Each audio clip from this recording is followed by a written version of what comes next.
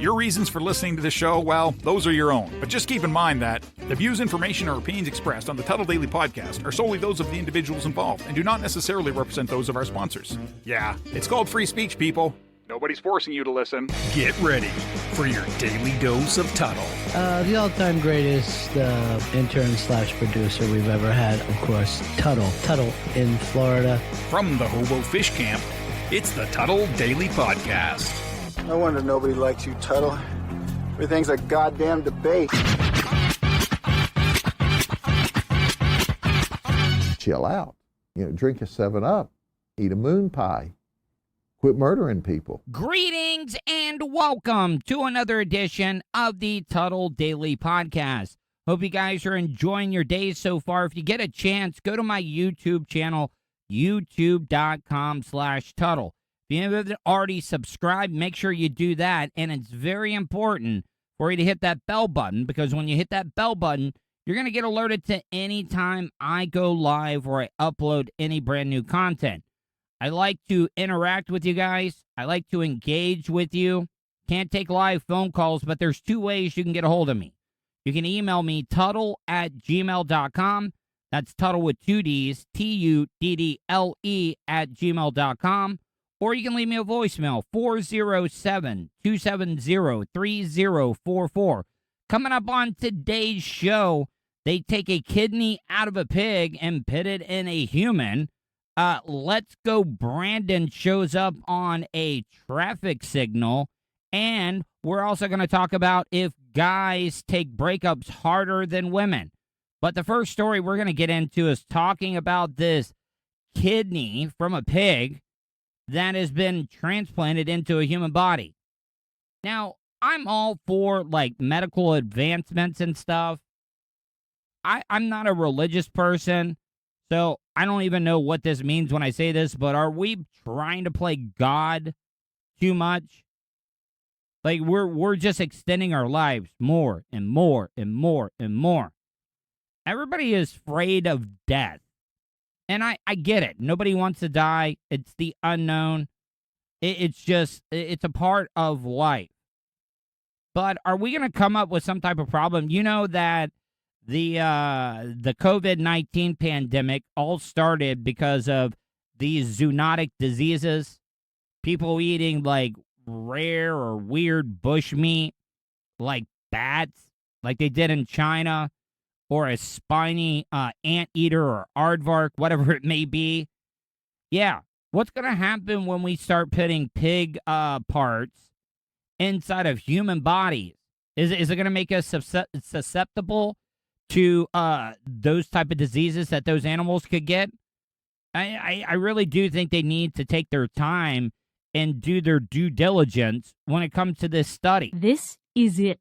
A kidney from a genetically engineered pig. Led by Dr. Robert Montgomery, surgeons in New York worked for hours attaching that kidney to a human patient. And this is a serious question.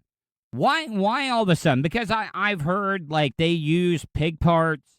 They've been developing ways to use pig organs so humans can use them. Why pigs? I believe in evolution. I believe in all that good stuff. But isn't our closest relatives the apes, primates?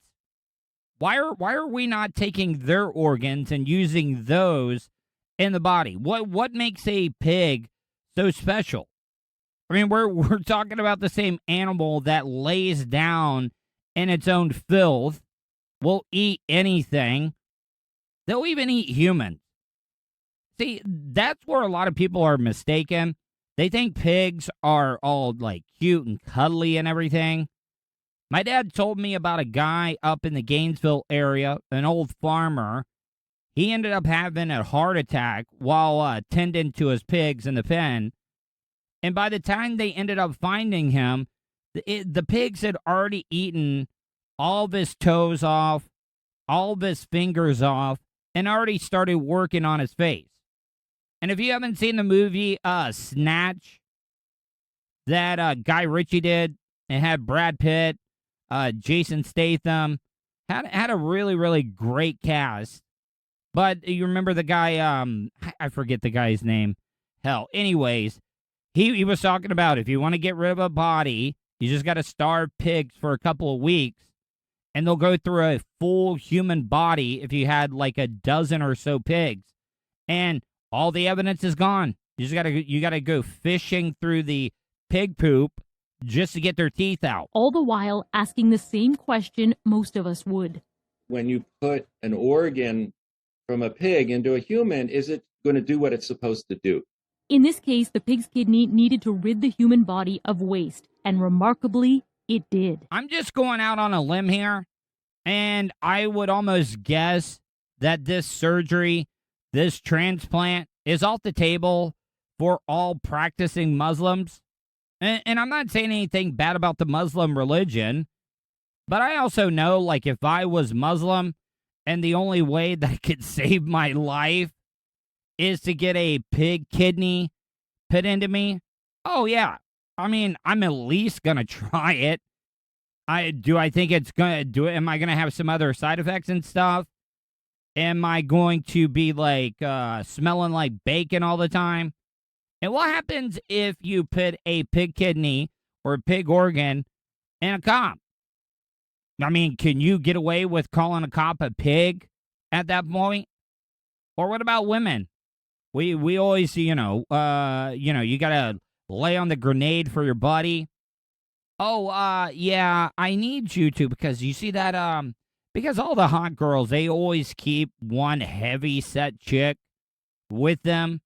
Maybe they like her, maybe they think she's funny and stuff, but they do keep one of those fat chicks or an ugly chick around just to make their hotness, go to another level. So, like, you really, really wouldn't get in trouble if you were like, yeah, I banged a hog last night. No evidence of this vigorous early rejection. And the second thing, the kidney functioned well. Likely because this was no ordinary pig. I think of that pig from Green Acres or Babe, the sheep herding pig from that movie. Because when they say this was no ordinary pig, that'll do, pig. That'll do. That'll do, pig. That'll do. Researchers had knocked out one of its genes that triggers the human body to reject pig organs. With family consent, the kidney was attached outside the body of a woman who had suffered brain death. I'm speaking directly to the men out there. I mean, we've all looked at pornography online, and we all know that there's a category for everything. The further and further into the future, they just find, like, just categories of porn. And, like, do you think there is eventually going to be a category if this thing takes off where it's like, all right, I have a fetish of banging chicks that have a pig kidney on the outside of their body? Oh, God, that's so hot. Researchers then watched as it started producing urine. The study only lasted 2 days. Okay, see, I was completely on the mark when I was talking about the category stuff. We all know that it's been an old category on the porn stuff. Some people are into urine play. Some people are into urine play. And I'm not going to get too descriptive about it. But could you imagine? I mean, doesn't this take it to a whole nother level? If you got a hot chick that's got a pig kidney on the outside of her body, and she does what she does when you're watching urine play porn videos. But the significance of moving, this into a human, I think, can't be understated. I do think this is one of those studies that we'll look back on. Canadian transplant surgeons want a longer study, but welcome the news. The latest data shows over 4,000 Canadians are waiting for organ transplants. I didn't know that this originated out of Canada. And I don't know, it's this hot chick. I don't even know if she's hot. This chick that's got a pig kidney on the outside of her body. Is she going to have like a hankering for Canadian bacon? And is Canadian bacon even bacon? No, it's just a big slice of ham. Bacon needs to be crispy. It's the same thing when it comes to deep dish pizza from Chicago. I've been to Chicago before. I've had the OG stuff from the city that it originated from.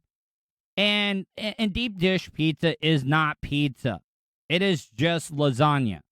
It is a big, thick piece of bread with some sauce and some cheese on it. It's not pizza, people. Of those patients, 76% were waiting for a kidney. I do think we're getting closer. Personally, I think we're still years away, but who knows? As you know, science can move pretty fast once we start getting these findings. Growing up on the old farm in DeLeon Springs, where I grew up at, we had some pot-bellied pigs that somebody had given to us, and a wild boar ended up getting into the pen, breeding with one of the female pot-bellied pigs, and they had babies. Some of the meanest little mother effers you're ever going to see. But I know, like, you guys are going to think I'm a big sicko, but I got to tell you, out of all the animals in the animal kingdom, the pig has the most weirdest looking penis. I remember the first time I saw, because pigs, they inbreed all the time. They don't care if they're having sex with their sister or whatever. But a pig's penis comes out like a corkscrew on a power drill. It's just like, and you're just waiting and waiting and waiting. And it really, really is. Look it up. The other weird one, there was a father of one of my teammates when I played high school baseball. He had a toothpick. And the toothpick was made out of a raccoon's penis. Because when they dry up, they get really, really hard. I don't know. I think from everything I read that the raccoon has one of the hardest erections in all the animal kingdom. But it's very, very pointed at the end, and it makes a perfect toothpick for the white trash down here in Florida. But bioethicists point out religious concerns and the toll this could take on animals shouldn't be ignored. What we have done to non-human life in the name of human progress is unbelievable. We really owe them a lot. Wait, I don't get this. I mean, we eat pigs all the time. We keep them in horrible, conditions. Sometimes, they got to boil the pigs in hot water to be able to get the hair off of them. You guys got to forget, I was in the FFA. They would take us on field trips every year to the slaughterhouse to see a cow get killed or a pig. They would slaughter any of these pigs. You haven't lived until you're a teenage boy, like 13, 14. They got a cow, already killed. They're draining the blood. And this good old boy comes out smoking a cigarette. I don't know if that's proper. In front of a bunch of high school students. Cranks up a chainsaw and saws the cow's head off right in front of us. It was like straight out of a Rob Zombie horror flick. The transplant research has not been published or peer-reviewed yet, but doctors say this could be the breakthrough that transforms transplants of other organs as well, potentially saving even more lives. Christine Birak, CBC News, Toronto. Before I get into my next story, I kind of want to just pull the curtain back a little bit to let you know, the process of me doing this daily podcast for my supporters. I'm constantly doing show prep. I'm prepping. I'm always on my phone. Like I talked about it, when I get my screen time updates at the end of every week on a Sunday, it tells me it's pretty ridiculous the amount of times and how much time I spend on my phone. But I'm constantly looking for news stories. Now, you guys also would not believe all the great news stories that I find that I can't find audio for. I just, working in a audio platform, it just sounds better to have a news presenter reading the news story. It just, I think it makes it better because then I can stab in. I can make my jokes. I can make comments and whatever. And previously, I had the Queen of the South, who was a friend of the nurse chick that I was hanging out with for a while. My God, how that one went sideways. Went sideways as hell. And it kind of relates to the next story, but my good friend, who is actually a professional voiceover actor and does voiceovers for commercials, TV, can do any character voices. If you're doing any animation and you're looking for a voice, my good friend Amy Sinha, that's Amy. If you want to check out her website, Amy, it's AMY Sinha, SINHA.com. She's a voiceover actor. She lives in Wales. I don't know if she wants me to say the exact city that she lives in, but I had her on the show. Vulture ended up booking her as a guest because she had a really, really interesting story. And we became really close friends, and we talk pretty much every day. And I was like, I ran the idea by her. I was like, look, I find a lot of great news stories, and I think it would be cool, like, are you okay with me sending these to you? I'll plug your website. Maybe it'll get you some business. You can use any of the audio that you want to for your voiceover reel. But the next story I wanted to talk about, and I find it kind of interesting. A lot of guys have big egos. And when women are done with you, it's like a light switch. It's either on or off. And when that bitch is off, they don't care.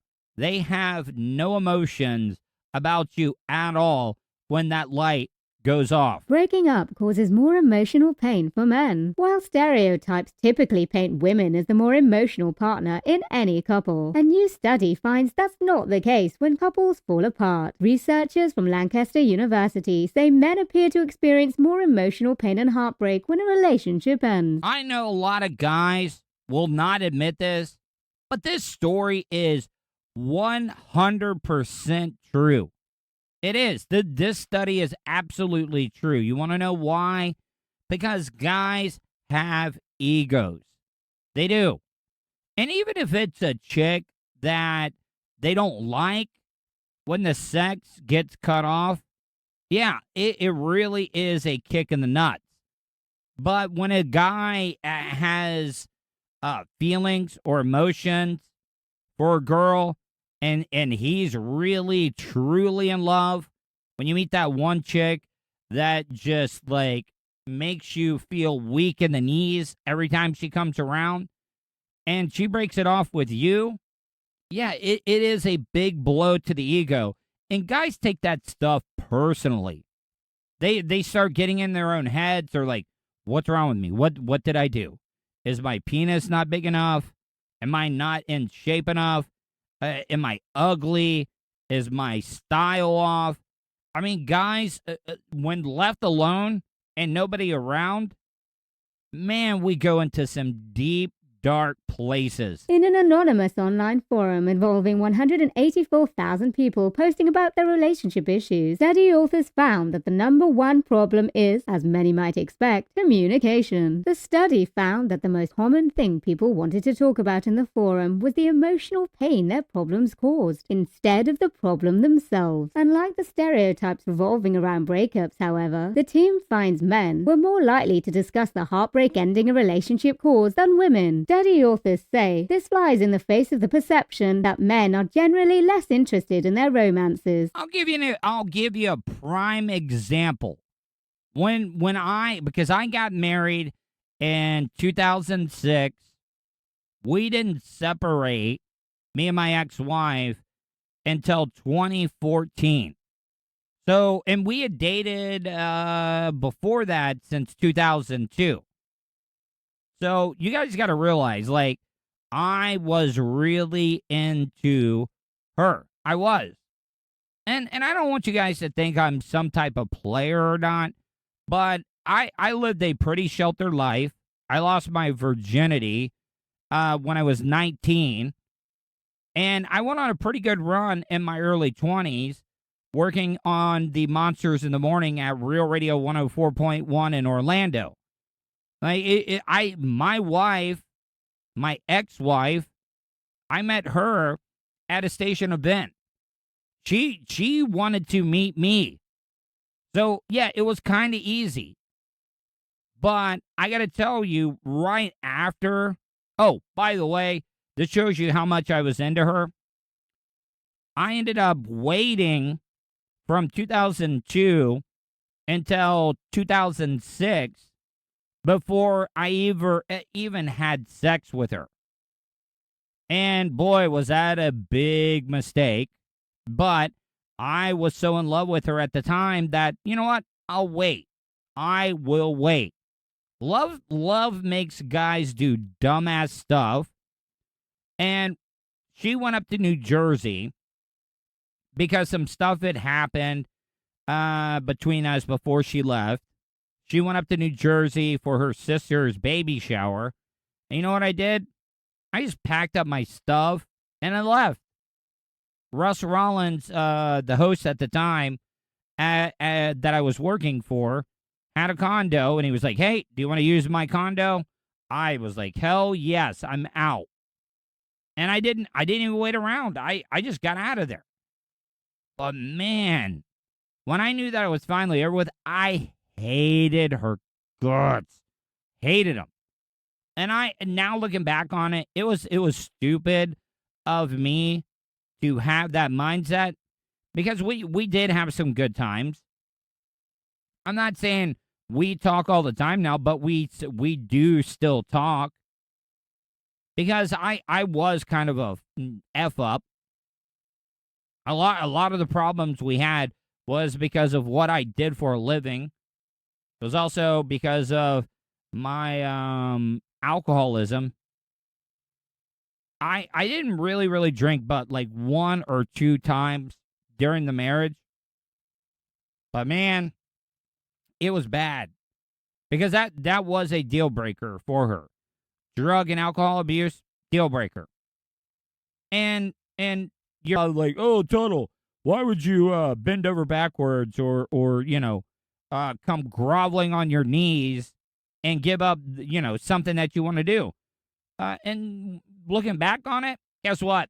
It was the best thing for me, because with me being left unchecked, I would do the dumbest stuff that you could think of. I would, oh, you want to hand me a pill? Oh, all right, I'll take it. Oh, you want to hand me a drink? I'll take it. I had no self-control at all, but I despised her. And it was a blow to my ego. I was like, what's wrong with me? And that's why I feel that this story hits close to home, especially in my life. Notably, the fact that the heartache theme was more commonly discussed by men emphasizes how men are at least as emotionally affected by relationship problems as women, Entwistle says. The study also reveals that men are more likely to seek help from online resources when it comes to their relationship. Guys are so goddamn stupid. I mean, do you know how much misinformation that there is on the internet? And that's not even beginning to talk about, like, all women are different. Just because you read a story in Men's Health magazine or, like, Esquire or any of those, like, paper rags that they call. No, like, that's going to get you in trouble more than anything at all. And if I'm being honest, they're probably not even written by a woman. They're written by a man that probably just did his own research, probably has had a lot of failed relationships in his life, and guys take that as a gospel, and they try to incorporate it in their relationships, and it just doesn't work, because it seems insincere. This may have a lot to do with the stigma surrounding men seeking professional help for emotional or mental health issues in person. I also think that, there is a stigma when it comes to men, but also at the same time, I also think it is a regional problem. Like, men, especially in my case, growing up in the South, if you're depressed or you got some mental issue problems and stuff, You know what your parents, for the most part, tell you? Be happy. What do you have going on in your life that you are depressed about? You're young. Suck it up. Be happy. No, you're not going to a doctor. No, we're not going to put you on medication for this stuff. And it does give men, especially in the South, in the United States of America, that, oh, you need to be a real man. F your feelings. Suck it up. But that does happen, though. It really, really does happen. And I also blame that a little bit on women as well, too. Because women, they don't, it's all about their feelings. And I'm not saying all women, but there are a lot of cases where it's all about, oh, honey, are you okay? What's wrong? And a guy is expected to be that rock. A guy is expected to be that provider, that hunter and protector. And it is, for the most part. I don't know if it's that way all over the world, but in the United States, it's mostly F your feelings if you're a man. Think about this, guys. How many times, ratio-wise, have you been concerned about your chick's, mental state, her feelings, compared to the amount of times she's asked you how you're doing? And like I said, I'm not trying to generalize all women, but I almost guarantee you, for the most part, guys are more concerned about women's feelings than women are concerned about guys' feelings. Traditionally, women are more likely to identify relationship problems, consider therapy, and seek therapy than are men. When you remove the traditional social stigmas against men for seeking help and sharing their emotions, however, they seem just as interested in working through rough problems in their relationships as women. Dr. Boyd explains. This is Amy Sinha reporting for the Tuddle Daily Podcast. If you've been a supporter of the Tuddle Daily Podcast, and you've been listening for quite some time, you guys all know that I don't support any political party. I think all politicians are crooks and stuff. But this whole let's go Brandon, let's go Brandon. If you don't know what let's go Brandon is, I don't know how you wouldn't, because everybody's talking about it now. And the Republicans, this just shows you how petty politics are in general, that the Republican Party would jump all over this. I do think it's funny. And if you don't know what I'm talking about, some reporter, NASCAR driver Brandon Brown in the Xfinity Series, just won his first race in Talladega. Now, the main thing that I first noticed is the amateur, hack work that this reporter did. Once again, women broadcasting in sports. I know that, look, I'm not a chauvinist at all, but this was a dumbass mistake on this woman reporter, because the driver's just getting out of his car. She starts to interview them, and the crowd is chanting, F Joe Biden, F Joe Biden. And you know what she does? She actually draws attention to it by saying, oh, hey, Brandon Brown, they're chanting your name. Let's go, Brandon. Oh, my God, it's just such an unbelievable moment. Brandon, you also told me. Rule number one, if you're a reporter out covering a sporting event, rule number one, you do not go talk to fans on live TV. You are just asking for trouble, because they don't know the rules. They're all beard up, probably high, maybe on some cocaine. Who knows? But you know that those guys are all going to curse. But if you're standing on the start-finish line of Talladega and the crowd altogether starts yelling or chanting F Joe Biden, you're not going to get in trouble for it. The TV station isn't going to get in trouble for it. So why draw attention to it in the first place? And now everybody. The reason I wanted to talk about this is that NASCAR is going after people that are incorporating the NASCAR logo, that multicolor flag thing behind Let's Go Brandon, because everybody is selling Let's Go Brandon t-shirts now, or Let's Go Brandon hats, or anything that they can put Let's Go Brandon on. And I don't blame NASCAR. Now, they don't own the copyright on Let's Go Brandon, but using the NASCAR logo incorporated with it, yes, that's where it becomes a problem. But the bigger question is that does the reporter that created this whole craze, this viral trend, does she have any rights at all to the phrase, Let's Go Brandon? Because without her, none of these, shysters or people that are trying to make a quick buck off of something she said, Let's Go Brandon, is she entitled to any of that money at all? I mean, I don't know if you could actually copyright the phrase, Let's Go Brandon, but this woman, if she would have been smart or had a good manager or an agent, they would have already done that because everybody was talking about it. As you can hear the chants from the crowd. Let's go, Brandon. Brandon, you told me you were going to kind of... All right. You can obviously tell that they're chanting F Joe Biden.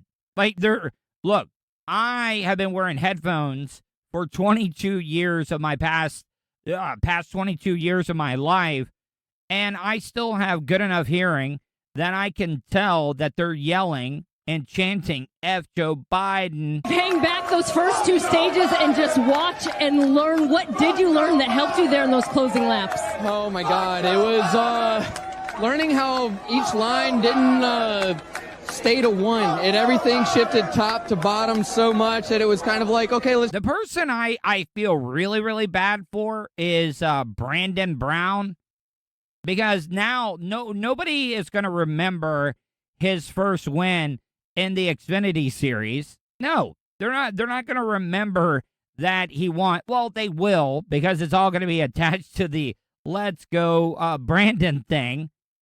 But now it's all going to be about, oh, this is where the F Joe Biden, Let's Go Biden, or Let's Go Brandon meme viral craze came from.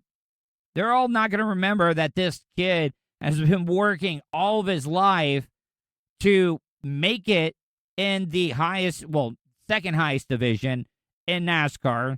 He will most likely be in the top division before it's all said and done.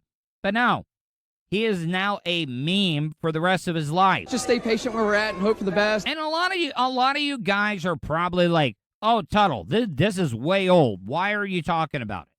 Well, I mean, I brought that up because the final news story that I'm going to talk about is related to this. This is how much the Let's Go Brandon craze has come up.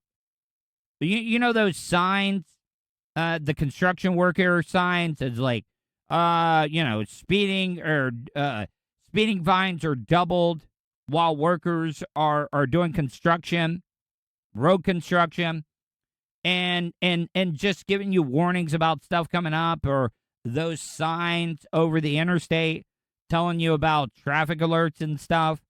Well, I guess in one county, one guy, I guess he must be a Republican, thought it would be a great idea to put up Let's Go Brandon on the digital signs. And that's how you know you've made it.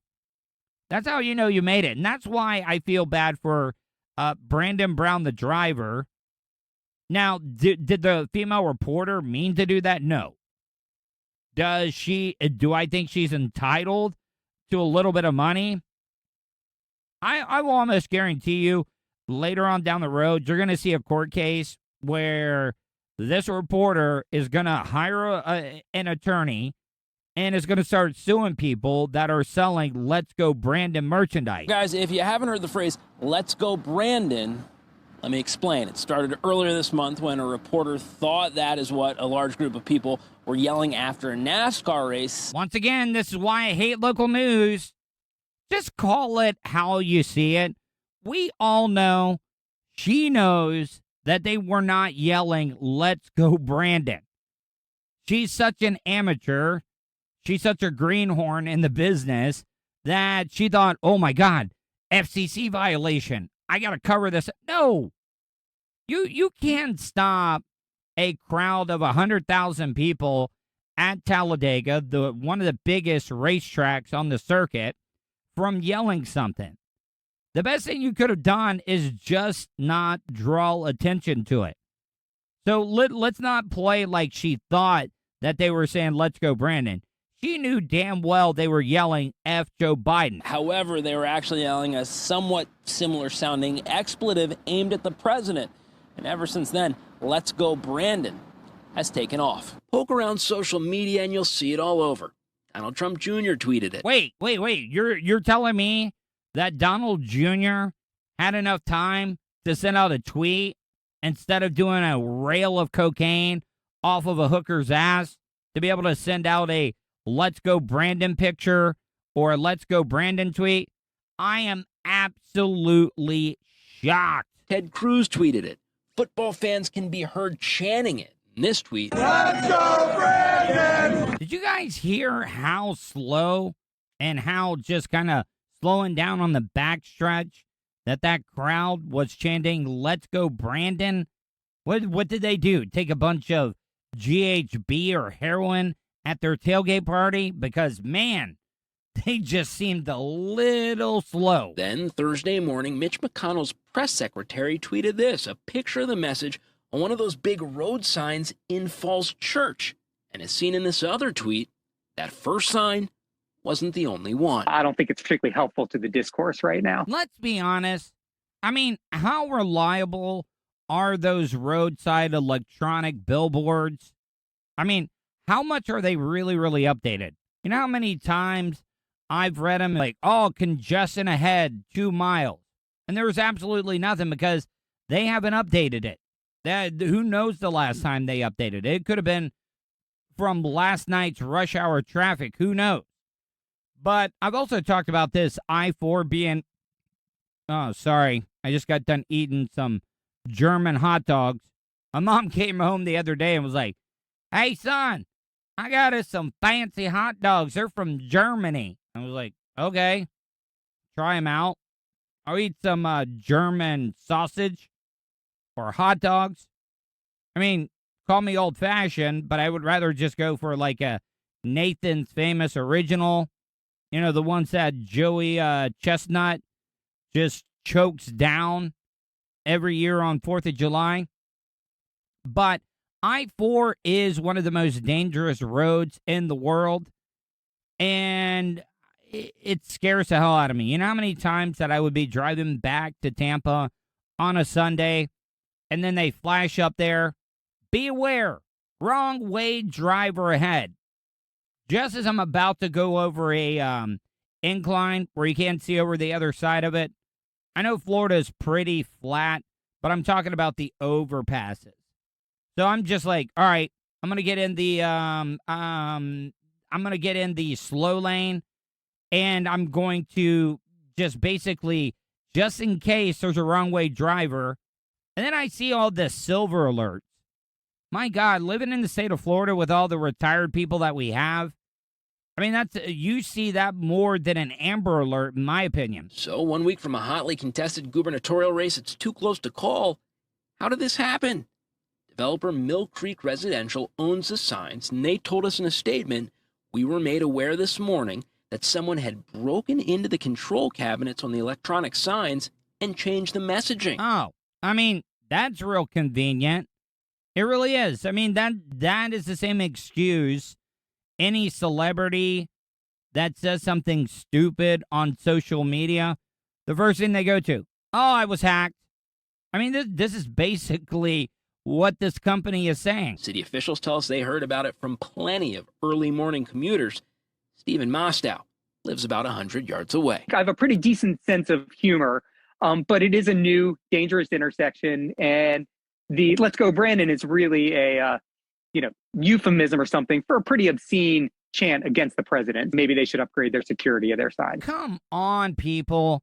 Have we really become that bunch of pussies that we're going to say, oh, it's offensive to say "Let's Go Brandon"? It isn't.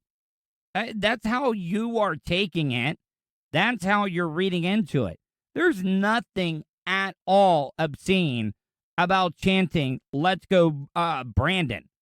Even though we all know what it means, there is nothing wrong with that. And what if you are a kid in high school?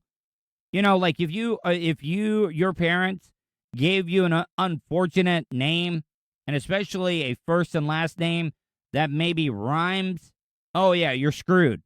But what if you're in middle school or high school right now and your name is Brandon? I don't know. That might be a cool thing. Because, a lot of women, a lot of younger kids are not into politics. And there might be some chick that wouldn't give you a second look. I mean, like, oh man, why are they chanting "Let's Go Brandon"? Does he got a big penis? Is he good in the bed? Hell, I got to check out what this whole "Let's Go Brandon" thing is about. The company says they have done just that. And also, I'll tell you, talking to people out here tonight, a lot of folks still have no idea what "Let's Go Brandon." Exactly. I mean, this reporter just backed up exactly what I was saying. Nobody has a clue. A lot of people aren't on social media, so really nobody really knows what "Let's Go Brandon" is about. Unless you're in touch with current events and pop culture, then you'll know what it means. But you know what? Stop being so offended. People are just looking for reasons to be offended, and it sucks because it's all just how cancel culture started. Anyways, guys, gonna get out of here. Hope you guys enjoyed today's show. If you get a chance, check out my newest sponsor, Ian Hanna. If you're in the market to buy or sell a home, or you know somebody that's looking to buy or sell a home in the Brevard, Volusia, Flagler areas, check out my good friend Ian Hanna. Ian's great when it comes to these virtual tours.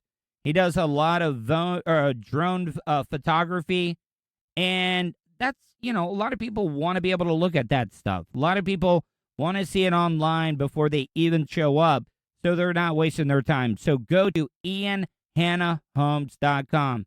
All right, guys, getting out of here.